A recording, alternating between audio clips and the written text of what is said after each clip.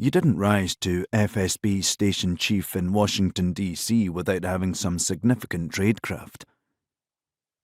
Grigory Vanyev had been given the most prestigious of spy jobs by Moscow for a reason. Like knowing when he had a tail.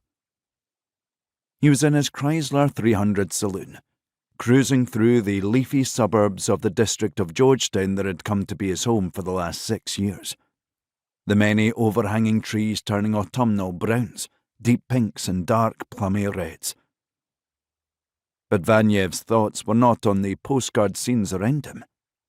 They were on the white SUV behind.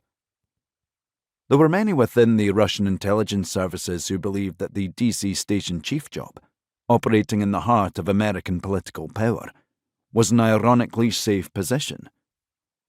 The Americans knew who Vanyev was, just as the Kremlin knew who the CIA station chief was in their own backyard.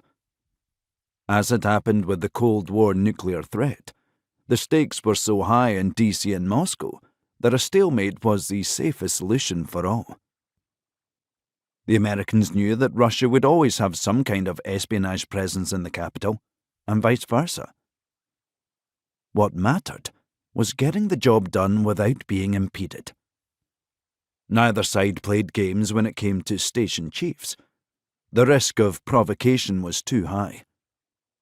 Vanyev wasn't harassed or routinely pulled over by DC police or his car searched for the same reason the Russian ambassador was left alone.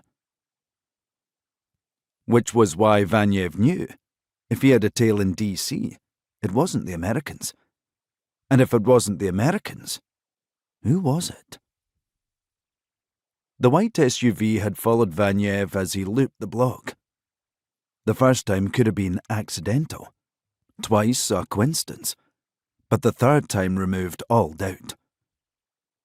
He called the embassy and explained the situation to the head of the internal security team, Antonov. "They want me to know," Vanyev said. "They're not even trying to hide." "They're abnormally," Antonov replied. "I'll have the Americans get DC police on it to pull them over." "You don't think it's actually them, do you?" Antonov said. "The Americans wouldn't be so foolish. Give me the plate number."